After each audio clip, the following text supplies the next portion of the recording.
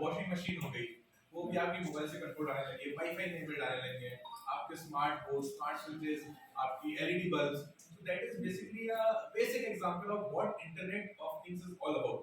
अब इसी चीज को हम बड़े लेवल पे जब इंस्टॉलेशन करते हैं, that is done in industries.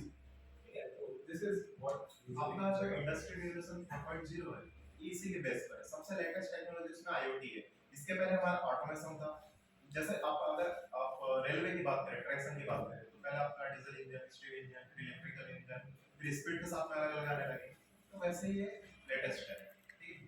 और इसका अगर दूसरा एग्जांपल एक देखें तो स्काडा आपको सब लोग सुना होगा कहीं ना कहीं। अगर कोई प्लांट एक सब स्टेशन में जाते हैं, बड़े सब स्टेशन में, तो वहाँ पर बहुत सारे सिस्टम्स लगे रहते हैं। उसको आप एक सिस्टम से ऑपरेट कर सकते हैं, डाटा एक साथ देख सकते हैं।